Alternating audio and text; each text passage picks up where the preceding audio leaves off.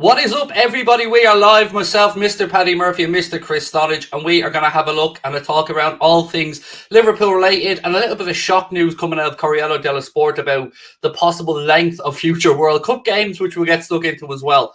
Before I do, I want to give a shout out to our sponsors. As you can see from the image in the bottom right hand corner, Surfshark are sponsoring all of our new shows this month. If you don't know what Surfshark is, it is an app or browser extension that allows you, I, or anybody else to browse the internet entirely anonymously and unlock the world's largest Netflix libraries. And I feel like I've got to say this to all the lads and ladies out there. You can also hide your browsing history a little bit with it. You know what I'm saying? Paddy knows what I'm saying. It also will keep you entirely anonymous when you're out and about, particularly if you're at college, maybe you're in a cafe, you're on public Wi-Fi. They will keep your data secure with industry-leading measures, usable and crackable encryption, and the most secure VPN protocols. Today, you can get 83% off, 3 months additional free, meaning 15 months for the price of 12, with the code Anfield Agenda at checkout or the link in the description below. Thank you to Surfshark for the continued support. Right, gentlemen, how are we doing after last night, Paddy? How do we feel after last night? Because I felt a bit weird. I felt really jolly at 2-0 and at 3-1 for some reason. I felt different. I don't know why. I still feel great. Already results and performance, all that stuff, I feel fantastic. Kind of the only bit of negative twinge I have right now is maybe I don't like talking ill of Mohamed Salah. And I may have came across harsh in the show last night, but kind of think that's kind of a little hangover looming over everything right now. Don't talk about but I seen Salah's post-match Instagram. He looks happy. So yeah, listen, I'm just excited for Man City. I'm both petrified. Yeah, it's going to creep up on us, Chris, Sunday. I'm trying to just not blank it out of my mind, but I'm trying not to overthink Sunday, because if I go down that rabbit hole, I'm afraid what I might uncover in my own mind. Yeah, you'll keep going back and forth and back and forth and back and forth about that game, and it's going to be an unbelievable spectacle, I think. But yeah, after last night, 3-1 win away in the Champions League, take it all the time. I mean, it'd be ridiculous not to. I think we've got it pretty much in the bag, unless we do something very, very, very, very out of character at home. So yeah, I'm very, very happy, even though I've got a bit of a sore head. I have to admit, I did LFC TV last night. I did rewatch the entire game when it was on. I sat down, watched it all, because I don't get to hear the commentary or the crowd noises or anything like that. So I tell you what, Paddy, those Benfica fans, they made a good bit of noise, didn't they? Fair play. Yeah, absolutely. Even before the game, but obviously when they scored that goal, yeah, they did. To be fair, you have to take your hat off for the atmosphere, but I think you don't have to take your hat off for how the Liverpool away fans were treated by the Benfica hierarchy in Lisbon last night. They were farmed around like animals and put in very precarious situations. So I think something needs to be said about that. UEFA need to investigate that. And to the fan who threw a stick at Luis Diaz, you're a fool, and get your accuracy up. On that, actually, Chris, I want to just give Micah Richards was speaking about this, and he blasted the behaviour of the Benfica fans throwing stuff at Luis Diaz, saying, called them disgusting behaviour. Said, I know he's played at Porto, they're their rivals, but the fans should know better than that. So I watched it back, Chris, as I said, and look, I straight away in my watch along seen the fan throwing something, but I watched the game back again, and it wasn't an isolated incident, mate. It happened on more than one occasion. Exactly. Just because a player plays for a team that played for a team, that you didn't like and scored a goal against you, that doesn't give you a right to violence. I just don't quite understand how that's even a thought in somebody's head that they think that's an appropriate thing to do. Like vicariously thinking about it, like even if someone from Everton or Man United came and did that, I would be extremely shocked if any Liverpool fan did that. It would be almost out of the question, and if they did, they wouldn't be anywhere near the club. So, yeah, it's just ridiculous how it's been allowed to happen, and hopefully that fan gets banned for life. One thing I noticed, Paddy, is I said that this was not an isolated incident, but they were all the same type of objects they were throwing. So my question is, what was the object, and how did they have access to it? I'm not expecting you to give me that answer, buddy. Sorry, but I think it's a question that has to be asked. Yeah, it was weird. I still don't know what the particular thing was. And listen, I've seen people already say, "Oh, it's only something very light." That's not the point. It's the premise of that could have been something that could have been anything. That could have been a night. You know what I mean? It's dangerous. Anything coming at that speed, catching someone at an angle that could have taken someone's eye out. You know, people are going to laugh and they'll be like, "Oh, Liverpool fans, look at them. It's always about, but it's true though. Like, I would have said that if it was any other team. But I love to see how rattled they were though. Luis Diaz is rent free in their heads, which is fantastic. You know what else happened? So, I had a bit of a Man City rant last week, Chris, about...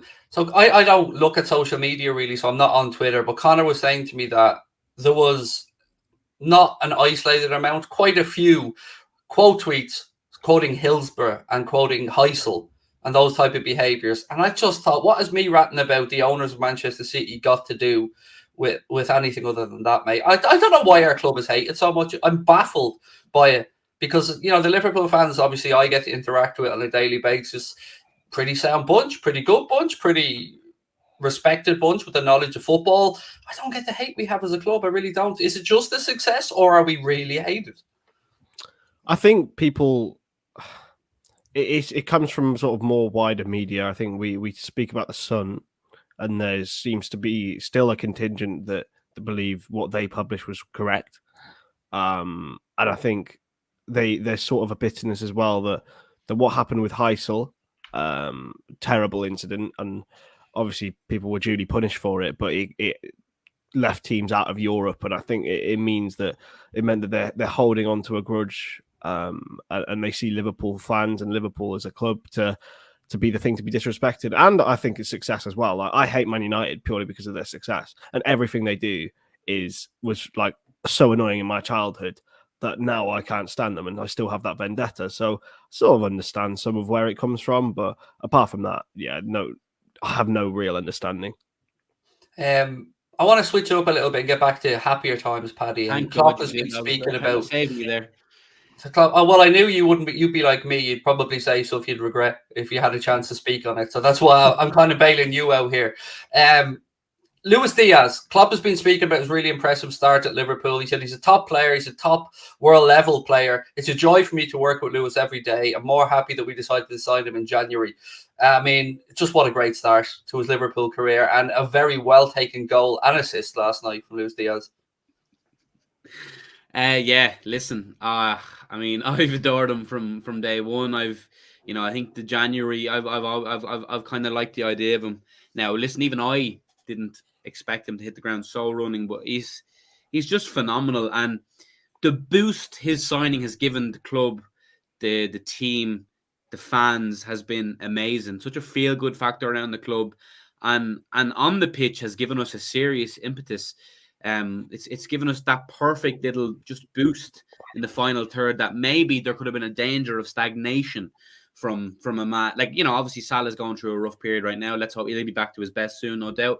Mane's had his off times. As much as we love Jota, he's a very good goal scorer, but his footballing ability isn't to the level of a Luis Diaz, I would suggest. And Diaz just offers us that lovely outlet of, it's sometimes unorthodox, but which makes it unpredictable, and it's just phenomenal to watch. That finish last night was exceptional.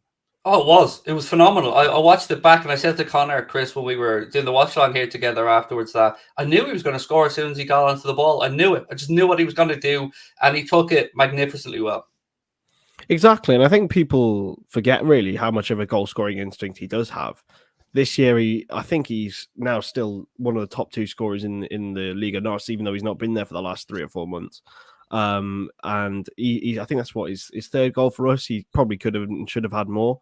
But yeah, he's really, as Paddy said, injected a bit of a new lease of life and a breath of fresh air. And that's what a new signing does, especially when they have the impact that he has. Another stat that kind of carried on was the first half yesterday. 19 games in a row now, Paddy, without Liverpool conceding in the first half. That is a great foundation to go on a winning run on, and to build success and to build this momentum that the club has. Yeah, listen, we're living through history. This is a team, people talk about the Shankly teams and the Paisley teams now. In decades, this is the team people are going to talk about. Because Liverpool we're not going to be this good forever. We're going to have another inevitable down period. It's just the way things go. It's the food chain. It's, but I'm loving life. We're breaking records left, right, and center. We thought the 18-19 team, the team that won the league, was the best we've ever seen. This team now, this specific team this year is the best version of any Liverpool side I have ever seen. It's the best version of Klopp's Liverpool. It's just, I mean, we are on the cusp of making history. You know, we have a series, but I don't think there's ever been a team in English football history that has had as much of a chance of winning the quadruple as this team does.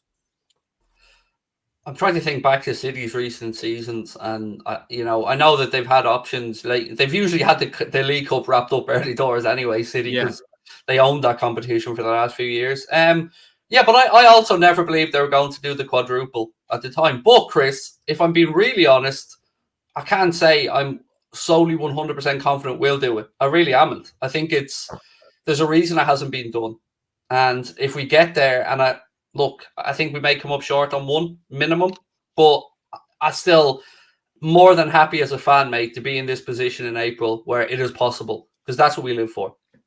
Oh, absolutely. And I think as well, as Paddy mentioned, I agree that this is probably the best Liverpool side I've seen in terms of the depth of talent that we have. But it still might only come out of this season with the League Cup. And I know that's a very negative way to look at it. I don't think that's going to happen. I think we'll win at least one more trophy, but we have to remember that they're going to be judged on silverware. And even if we come second, losing the final of the Champions League, and losing the final of the FA Cup, it doesn't change how good a team they are, but they won't be judged that way. With all due respect, the FA Cup can fuck off. The only relevance the FA Cup has is if it's the fourth or or the third trophy. If Liverpool end this season with just the League Cup and the FA Cup, that is a failure of a season. It's a bad season from what we could have had. One of the big two is absolutely imperative. And one of the big two means a successful season. And if we win one of the big two, I will be more than satisfied. More than satisfied. But all four, please. But a treble with the League Cup would also be fantastic. Well, I suppose, look, let's look ahead to the weekend and look ahead to what is a massive, massive occasion. But I want to talk about Mohamed Salah's form. And I know we're all sick to death talking about it. But the reason I want to speak about it is there was an article that came out. I can't remember where it was from. I think actually it was from Liverpool.com, if my memory is correct. And the article was basically saying, Chris, that it's probably the worst time for Salah and Rami Abbas to have a dip in form, because the balance of power in the negotiations has almost shifted towards the club from obviously when Mohamed Salah was banging in goals for fun and looking like the world's best footballer. He would have no shortage of options, all the eggs in his basket. But now maybe that balance of power and the realization perhaps for Mo has shifted a little bit. Is that a fair thing to say? I 100% agree with that. I think that Mo's slight dip will have affected his demands. But I saw Melissa Reddy on Sky Sports this morning, and she congratulate her, by the way, on that job. That's a great career build for Melissa Reddy. Well done, well earned.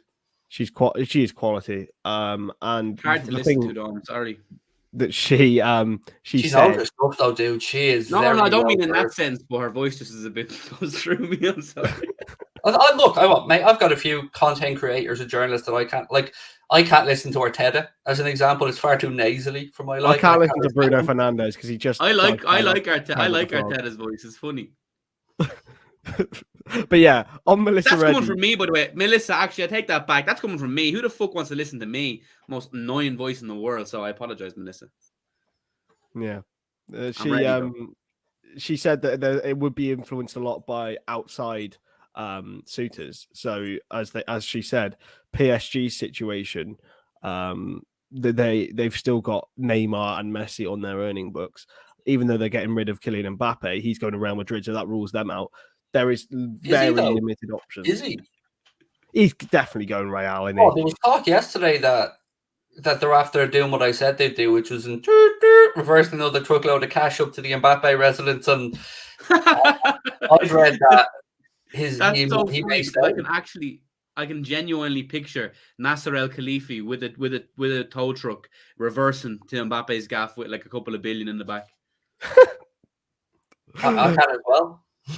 So then that probably just leaves Real Madrid then for a suitable, somewhere for him to go, and he doesn't want to play in La Liga. So then where does he want to go? Bayern? They're not going to be able to afford the money that he's asking for. PSG is such a waste of a career for a footballer.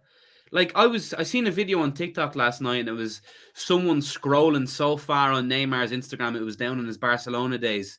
And like, if he had stayed at Barcelona, he really could have reached the heights that everyone pipped him to. He genuinely, I don't think he ever would have got to the Messi or Ronaldo levels, but he genuinely could have got to third in that list.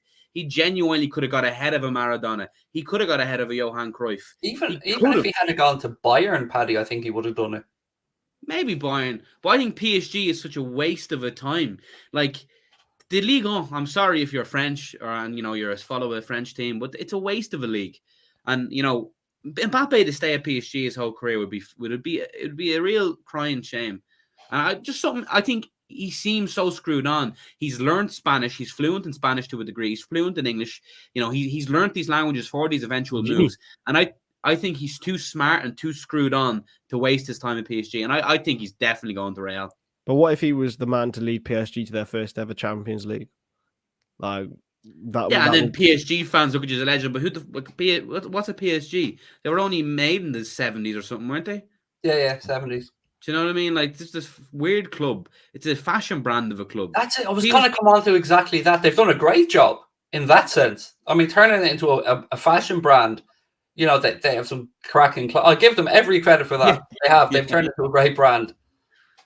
Yeah, they've got great gear. Like they've got now. Me as a whiffically challenged male, Nike isn't my best friend, so I haven't been able to venture into buying their vapor kits. But my mates who are fit men, they love PSG Nike. They love it. Hallelujah! Yeah, the Jake and Dylan. They're twins. And they're both, anyway. We all wanted twins, Paddy, let's be honest. What? We all wanted twins.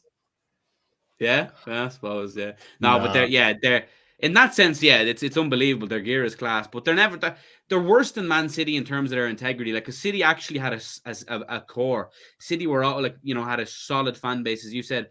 Back in League One with Main Road, they were selling it out. PSG are a fake club. One thing I will say is their fans are amazing. They are amazing. PSG fans? Yeah. The fans... I went to see, obviously, the game at Anfield, and there was a game in Rennes as well, and they were just incredible. They were singing all game. Oh, you were in Rennes, and then was it... Yeah, when did I ask? Yeah. No, Rennes boy. I feel like we've gotten off Mohamed Salah's situation a little bit here, gents. Yeah, just a little bit. And they booed Messi, actually. So, yeah, good luck to them. Yeah, I mean, they can fuck right off for that, first and foremost. Booing Messi. Cheek of them. How dare they? Man's great. Real Madrid boo everyone. Generation. Real Madrid boo everyone, though. So yeah, they're another... Yeah, Real Madrid... Hazard was being unveiled there, lads, and they were holding up signs saying, we want Mbappe. I know. Weird. It's unbelievable. So, spoiled brats.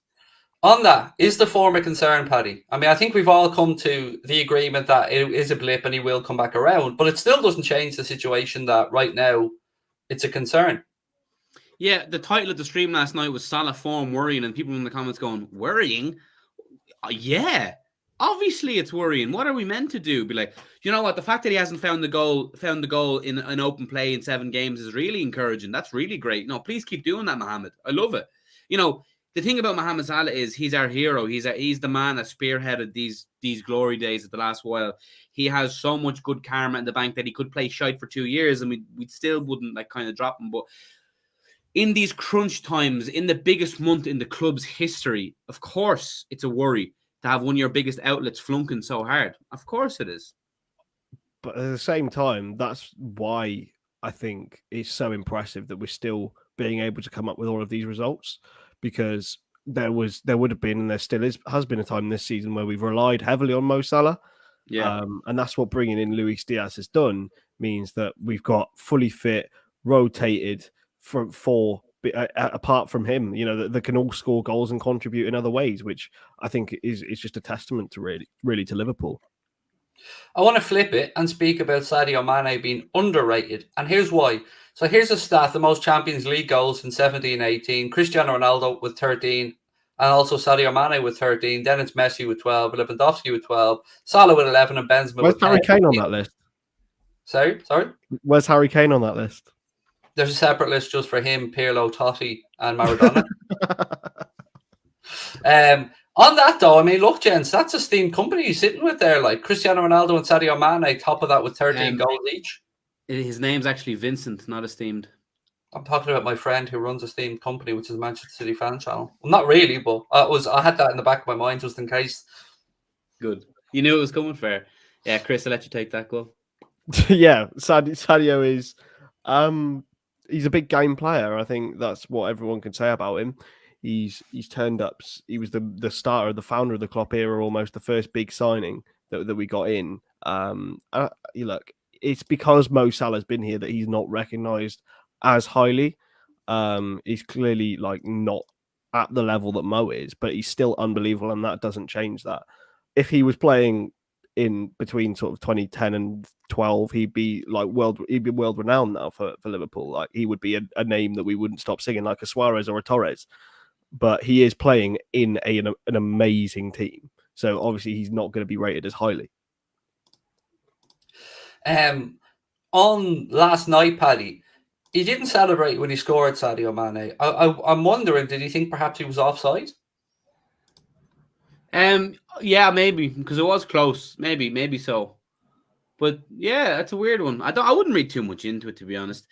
You'd love to know though the level of knowledge these players have of social media. Like I know some players are definitely involved in it. Trent definitely monitors social media, but you'd love to know does Sadio Mane go on Twitter and search his name if we've been upset? Because I've obviously been very vocal previously about how annoyed I've been at his performances at times. I think this new central role has suited him a lot.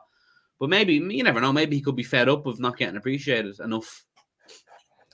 Perhaps. Another name that's been underappreciated by a lot and who is starting to show a bit of form. And the reason I bring this up is, one, because Connor put it on the agenda. But secondly, somebody in the chat last night said, and I read through the comments sometimes after the watch-alongs and stuff to try and interact a bit, and somebody said, am I missing something? You guys had a massive love-in last night for Naby Keita. What am I not understanding? His assist was a deflection, and he was speaking about the injuries and all this kind of stuff as well. But I think we have to give people credit, and Naby Keita has been critiqued enough by us and many others. And I thought, Chris, last night he played really, really well. For me, apart from maybe Diaz and maybe Trent, he was man of the match.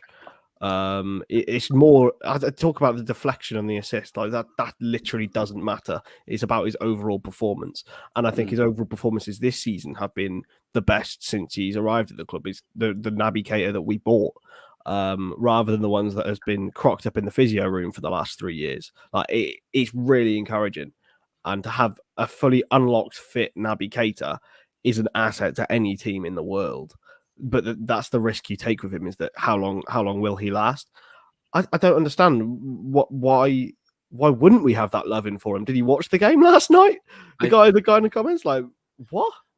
I think what it is people hang their hat on the price tag and the injury record, and in their head they expect him to fart diamonds and score Rabona overhead kicks from the halfway line to justify the price. Yeah, listen. Based on the overall balance of the transfer so far, we haven't been repaid enough. But I'm telling you now, and I don't know who needs to hear this, all going well, all fit and healthy, Naby Keita is a member of Liverpool's best midfield three. And that is a fact of the matter. He is a world-class footballer on this day, and he's kind of in a good position now. This has been his best season by far, by the way. His performance at Old Trafford, just before the injury, he was immense, and he was immense last night, and the deflection to the assist is irrelevant. He was overall just fantastic, and I think Liverpool created their most big chances in the game this season with that midfield last night. So that tells you all you need to know.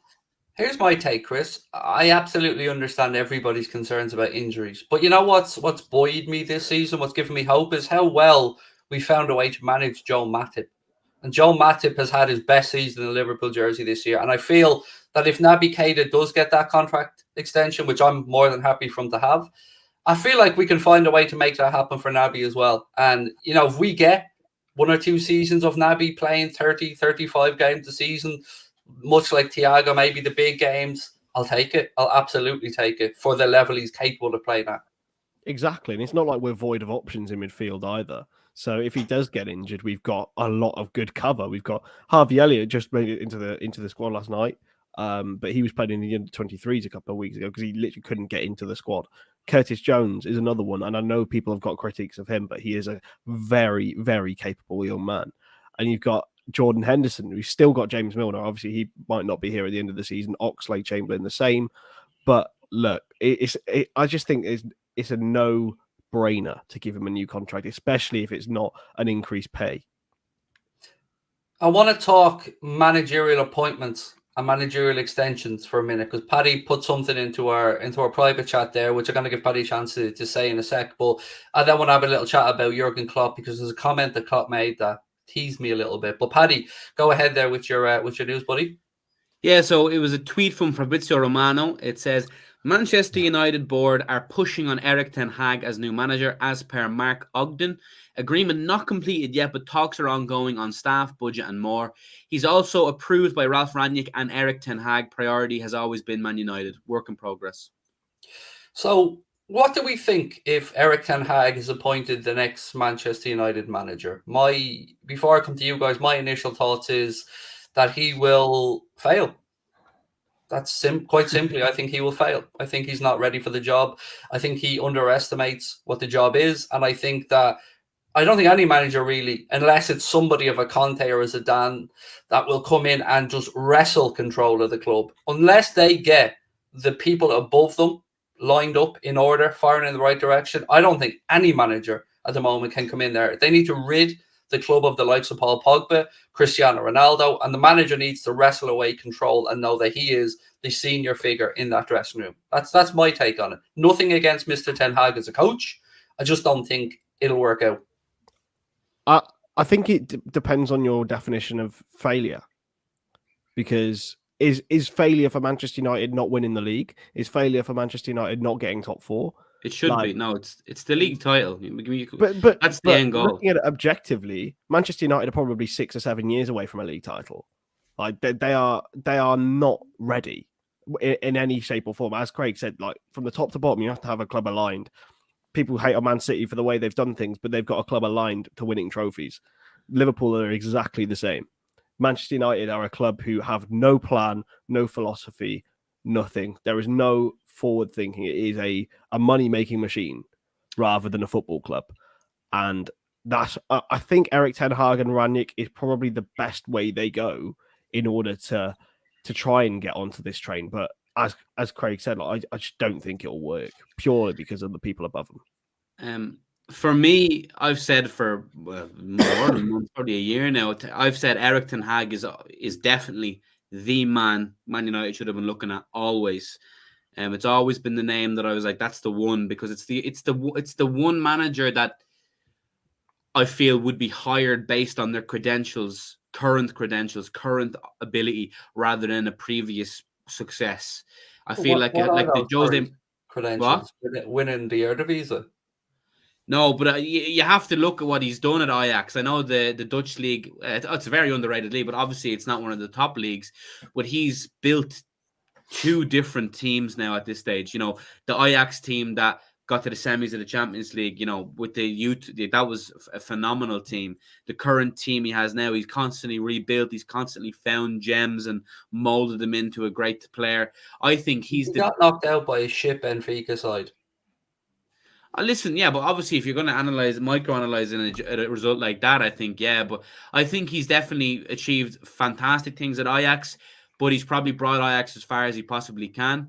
I think now this is a great challenge for him. I think he's going to be fantastic. I think I said on our podcast, the podcast that I do, that if there's anyone that I think that's going to bring Man United back, or the best man for it, is Ten Hag. Now, listen, as a United fan I was talking to he said, no matter if he does bring them back, it's still a year or 2 or 3 years away. Now, Chris says 6 or 7.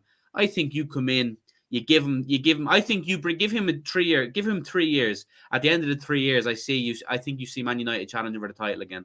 You know what? In credit to United, Chris, I do think they will give whomever the manager is, Ten Hag, if he comes. I do think they'll give him time. I do. Well, he needs time. he needs to be able to come in and have a Klopp-esque control and a Klopp-esque revolution. It's, as you said, there's a lot of dead wood there and a lot of bad eggs at that club, Craig, which is true. He needs time to weed them out, bring his guys in, and implement the philosophy. And this goes out to Man United fans as well. They need to accept that it's not going to. Rome wasn't built in a day. This is rebuild number, God knows what, 5 probably for United now. This needs to be the one they actually allow happen. Take the shit.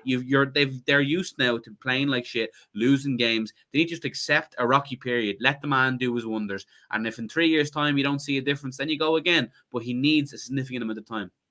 And what happens if they finish 7th in his first season? You give him time. Just one sec. Bullshit. I'd have Poch every day of the week managing Liverpool over Ten Hag. Every fucking day of the week and twice on a Sunday. I'm with that comment, I have to say. I think Ten Hag is a level above Poch. I'm sorry, lads. I'll die on the Poch hill. I think Pochettino's a great coach.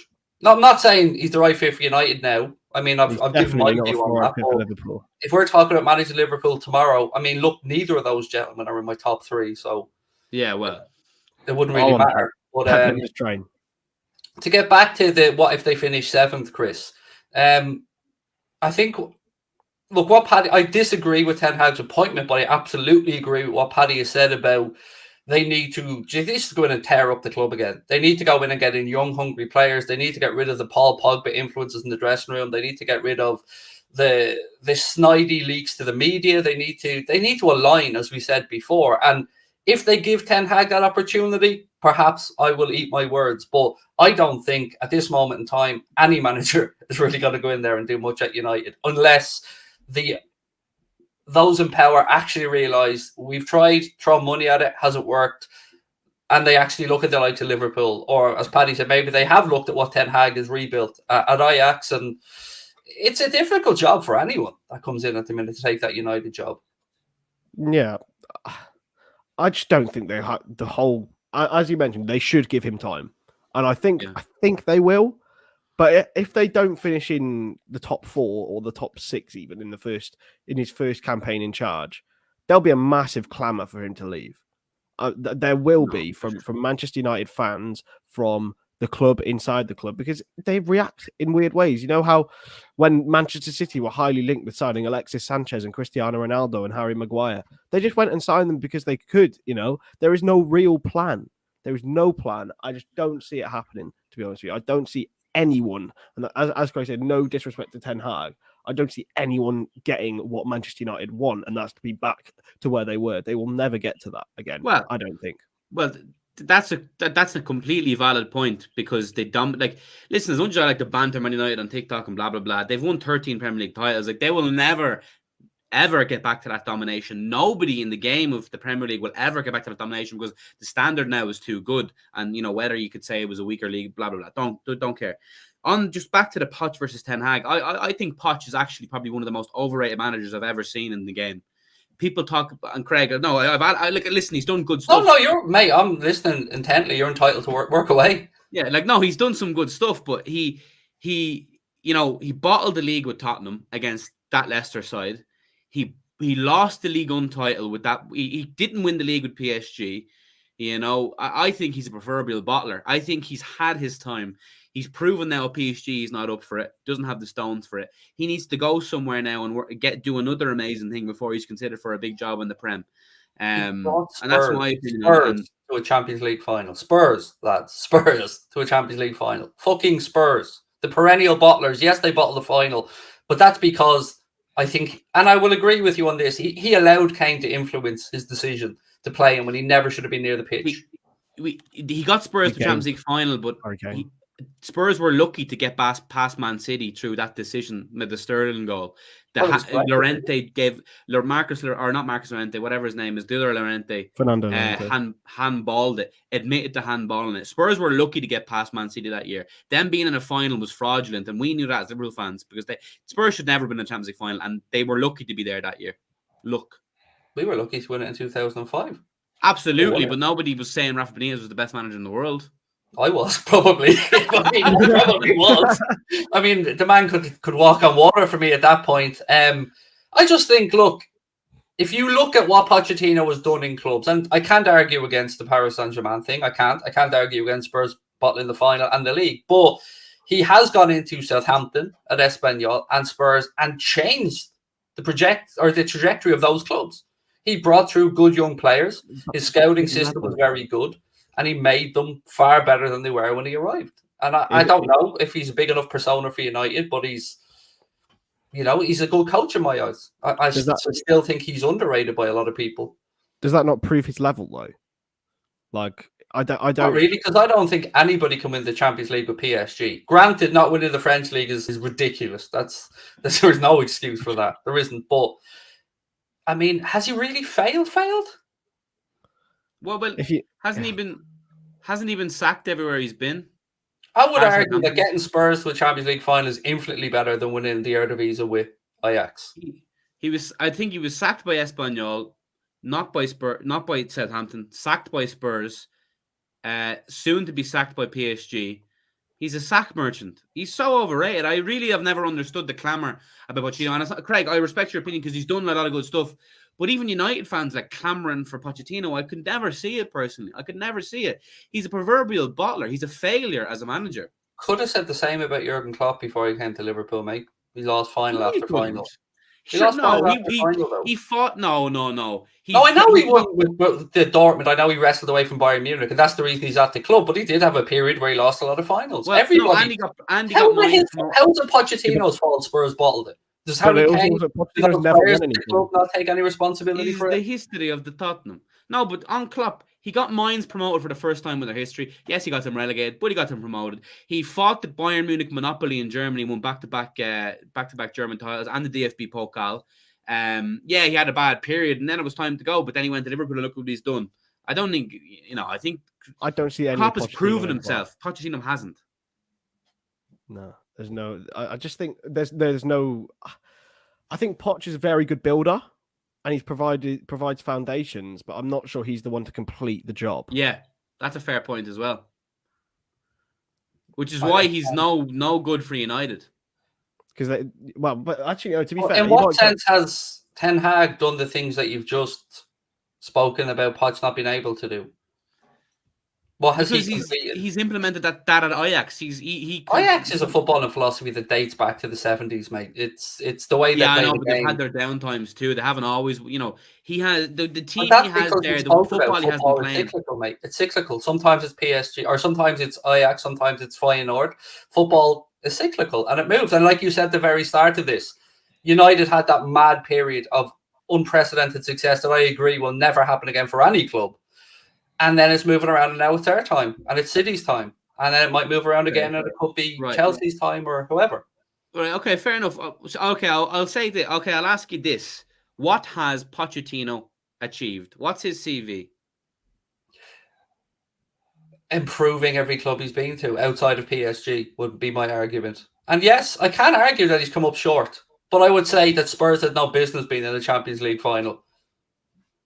But on what you were saying, the Southampton team we took over was already on the rise. They were. If Spurs beat us in that game, Paddy, if Spurs beat us, if Spurs get the early penalty and beat us in that game, does that change the whole career of Pochettino? He's suddenly a great coach.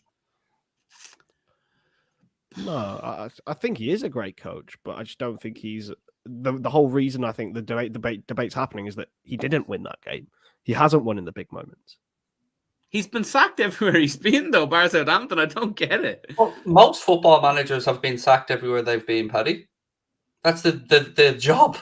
Look at Mourinho. He's had more sackings than we've had hot dinners, mate. And he's still getting Mourinho, but he's also done a shit ton of good, you know what I mean? And arguably harshly sacked in some places.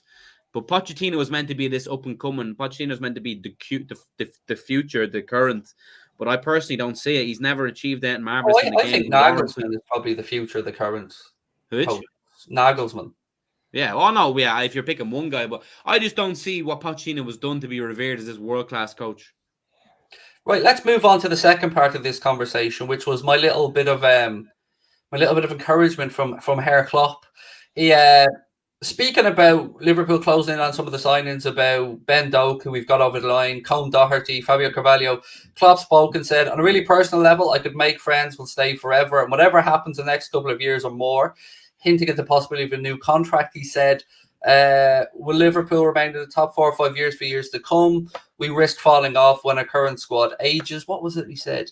On a really personal level, I could make friends who will stay forever, and whatever happens in the next couple of years or more. The or more part, lads, is the part that made the old letting the pencil come into fruition. So you're telling me there's a chance. Imagine that. Now, let me paint a picture here. Getting towards the end of the season, Mo signs on, and Kloppo says, I'm having a bit of this. Give me another 2 years. Then we don't give. Look, let's be honest. Then we don't give a fuck who manages United. We don't give a shite who City bring in because we're set. I hope so. I really, really hope so. I really do. Oh, he said or more. He said or more. I There's mean, a little bit of hope. Yeah, there's a little ray there. There's a little ray of sunshine. You know what I mean? He doesn't sign Luis Diaz and wax lyrical about him to only get a season or two with him. Surely he wants to stay and enjoy the journey. I think it all depends on external factors. I really hope Pep can fuck off so we can get the true value of Klopp at Liverpool and win everything. If it wasn't for Pep, we'd literally be on for 3 or 4 in a row. It's a disgrace. But then would Liverpool be as good without Pep Guardiola's Man City? Yeah, well, I suppose there's that as well. We probably wouldn't be as good as we are now, but we'd still be better by a long distance than everyone else. But listen, I really hope he stays. Please, for the love of God. Yeah, I think we all do. But I'm like Chris. Once I see those last 2 words, I was like, ooh, what was this? Or more? Because he's very careful with his words, Klopp, in these situations.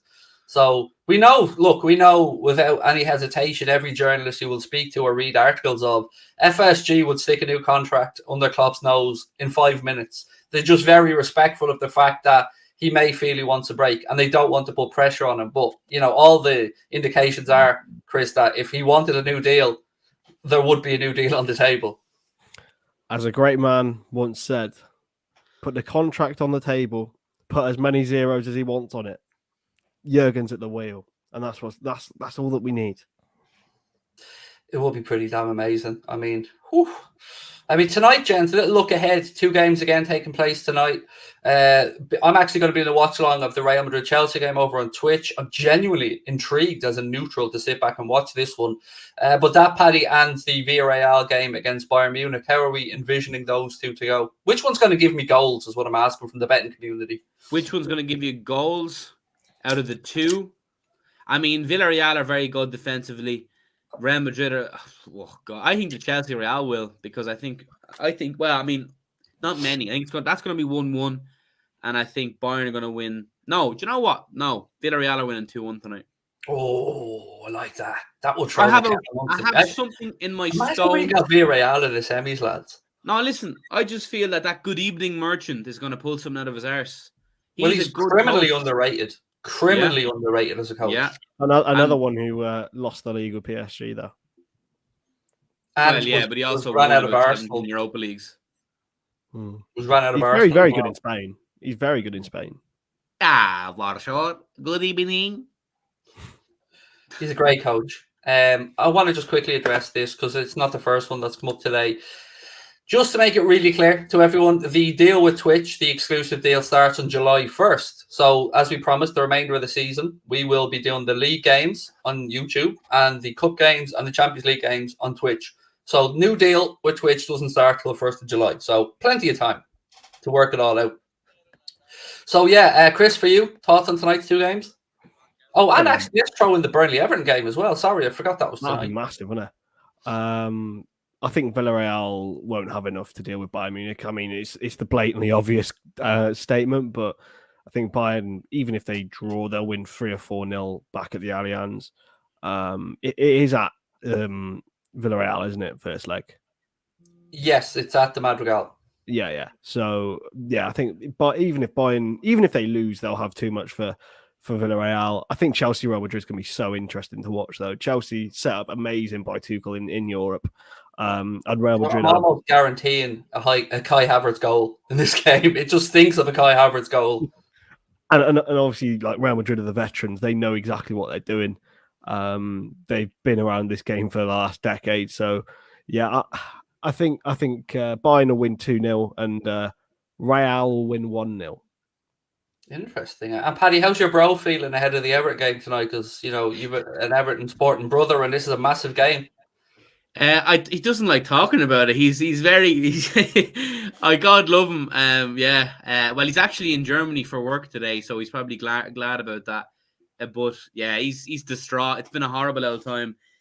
He's over his years of football. It's like Everton have like a good patch. I remember it was the start of last season. Like we only ever watched one Merseyside derby together, and that was the one where VVD got injured. And I remember he was buzzing, not about the injury because he's not a scumbag, but just about how Everton were playing. That's the only time he voluntarily mentions Everton, by the way. But yeah, I think Everton are staying up, and you know what? I hope they do, and I think it's because of my brother. And I'm not a heartless animal. I hate Burnley. I have no attachment to Burnley, but I have a connection to Everton. So I hope Everton win tonight. Up the Toffees. If you're asking me, who do I want relegated, Burnley or Everton? I'm on the side of football. Get out, Burnley. Like seriously, football. Fuck you. To be fair, I really want Everton to go down, but Burnley are a close second, so I don't really mind. Like it's like picking between cat shit and dog shit. Which one's better? Which one's worse? Haven't Everton suffered enough? What? No. I think it would be bad for the city of Liverpool if Everton got relegated as well. I agree, and I would feel bad for the footballing community in Liverpool. I would feel a little bit bad about it. I like having a little petulant cousin over the other side of Stanley Park. I mean, still getting. Yeah, but you have to remember the reason why I don't really care about Everton is because they're irrelevant. They've never been good in our lifetimes. They never will be, probably. Them staying up, we'd missed the derby.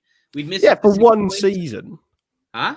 For one season, because you never know. They might never come back. I think the financial woes would cripple them if they went down to the Championship. That could kill Everton. Relegated could kill them, and I don't want that. I'm sorry. Call me whatever, but I have no hatred towards Everton. I never have. I never will. And yes, that probably is because I'm not a Scouser. I don't have that constant reminder and rivalry. There is a bit of a disconnect. Naturally, I am not as much of a Liverpool fan as a Scouser. Naturally, it's just physically impossible. It's just the way it is. They're 100%. I'm 99%. We're 99%. Well, Craig might argue he's 100 or whatever, or Chris. But that Everton hatred. What a joke.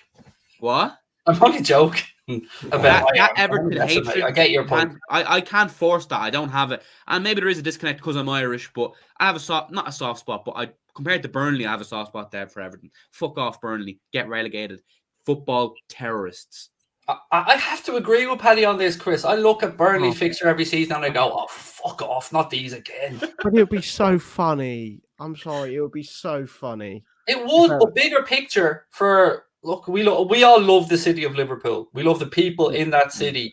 And I think I agree with Paddy. A two-club top-tier city is great for the city in general. And as much as...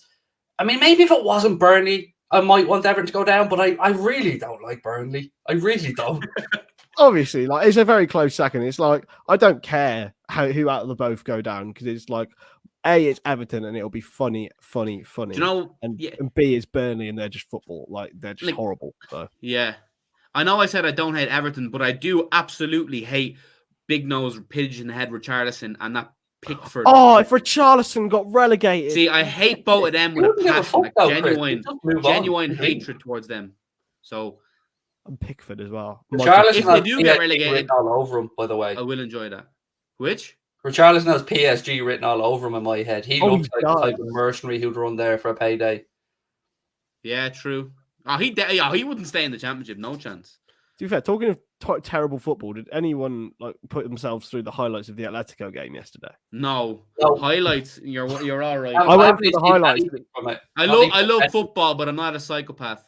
No. Honestly, there was absolutely nothing going towards the Man City, and it was literally Man City battering.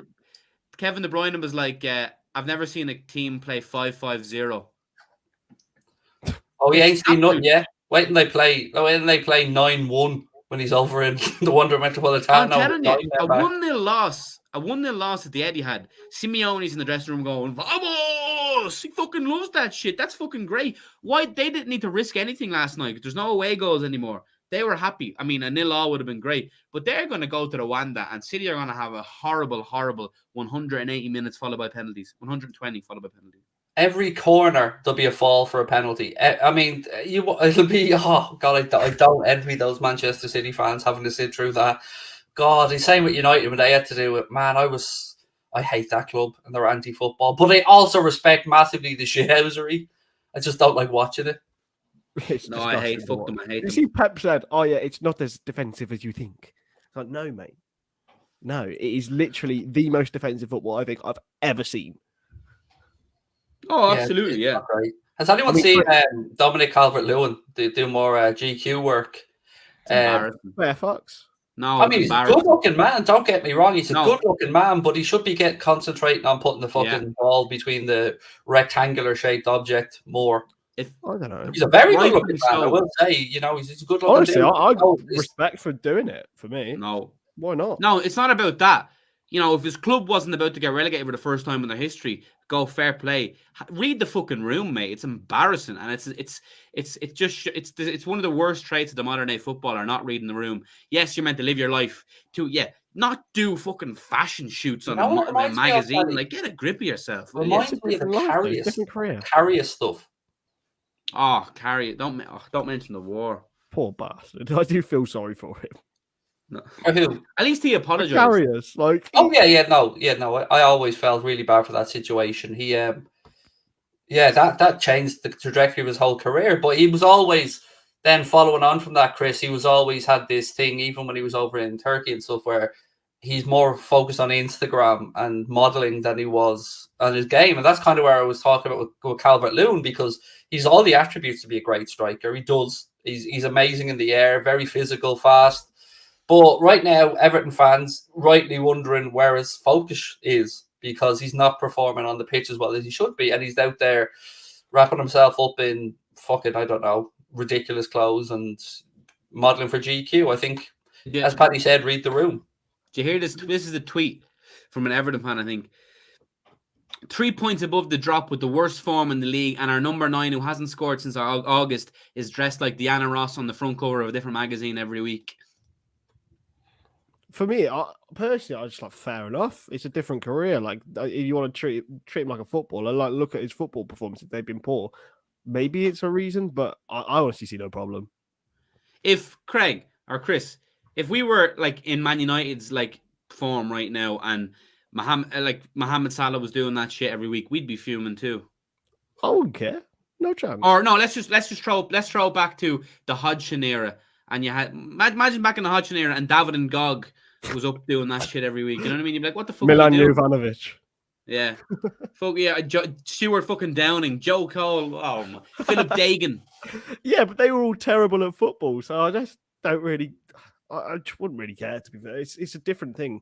Like, if they were performing terribly on the pitch, it's definitely not going to be fully attributed to the fact that they're wearing clothes and getting their photo taken. Fair. I mean, look, there's all valid points to it, but he's not performing on the pitch. That's probably the most important aspect of this. Really quick, 2 minutes on this before we finish up. I don't want to harp it back to United again, but I'm very strong on my feelings about this. Paul Pogba has absolutely mugged off Manchester United, not once, but twice now. And the fact that there could even be a possible conversation about him getting a new deal at United. I mean, Paddy, this is job one for Ten Hag. Get him out the door. Because he is not the same player he is for France, he was for Juventus. And there's no denying the man's talent. I'm not sitting here and saying Paul Pogba on his day isn't an absolutely world-class midfielder. He's phenomenal. But he has mugged off United for a long time. You know what? I usually agree with that. But I just think he is a phenomenal footballer on his day. And, I know on his day, FC or wherever, because the club hasn't found the right formula, that's why he hasn't thrived. But I feel a Ten Hag coming in could revitalise him. And he's still a valuable asset to United. He doesn't press, Paddy. They can do worse than keep him, I would say. So if they keep him, though, Paddy, I would imagine with the fact his contract's up this season, you're talking a rather not insignificant signing on fee and agent's fee on top of, I would imagine, probably another 500 grand a week. Yeah, it's a weird one. I don't know when's his contract up? The end of the season. Is it? Yeah. Is it actually this season? I believe so. Fuck off. Really? If so, no one's been. I think there might be a 1 year extension option, but I think it's this season. Yeah, it is. What? So the United have once again Let Paul Pogba get to a point where he can walk out the fucking club for next to nothing or nothing after bringing him in for a record fee again. That's bizarre. That's ridiculous. That's such bizarre. bad. Yeah, And you know what? Bad running of the club. He'll go off now to a Real or someone and ball out again, and United fans are gonna be like, "Are you fucking serious?" Like, I reckon it ends up at PSG. Maybe if they can afford him. oh, true. Actually, no. To be fair, FFP just doesn't exist anymore. So yeah, they'll probably well be able to afford him. And here's another reason, real quick, why I think that Mbappe, apart from the trucks of cash, may end up. If they brought in Zidane to replace Pochettino, they convince Mbappe to stay, bring in Paul Pogba. They're kind of putting that little nucleus of France's national team together there under a coach who will understand the philosophy of the way Pogba needs to be treated and wants to play. And I just wonder, I wonder if that's going to be what we see over the summer. Zidane going in, Pogba moving, and maybe Mbappe signing. I think they want to get rid of Neymar, in all honesty. He's not the new shiny new toy anymore, is he? And he's the little few articles I've been reading suggest that, as you said, Chris, the ultras at PSG are very vocal and very vociferous, and I think they want Neymar out of the club. And probably fair enough. We all know your opinions on Neymar. He's one of your favourites. Don't get him fucking started. Only the fact that he's so talented that annoys me. It's because he's just wasting it, and that's what annoys me. Because I won't deny the man's talent, never will. But yeah, he's just, as I said before, everything I don't like about modern football. Yeah, that's no disagreement there. Very similar to Pogba, isn't it? Yeah, it is. It is, yeah. No, I can't argue. Pogba, under Allegri at Juventus, Pogba looked like a completely different footballer. For France, he looked like a completely different footballer.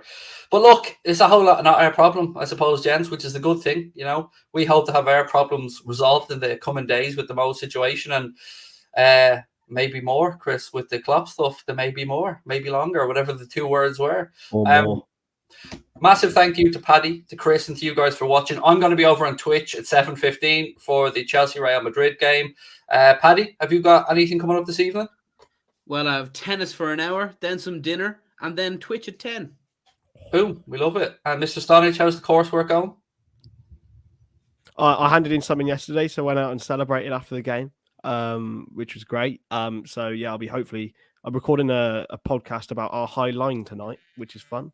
So yeah. Nice. Do send us on the link. Excellent. Thank you guys so much. Thank you to our sponsor, Surfshark. Don't forget, you can get 83% off and 3 months additional free, meaning you get 50 months for the price of 12. Link in the description. Code Anfield Agenda. Well, look, they've left it this long before they've started. Just like Paddy, just look. Do you see it? 7 minutes. We've done all right. Good. We nearly got there. Good job, team. Thanks, guys.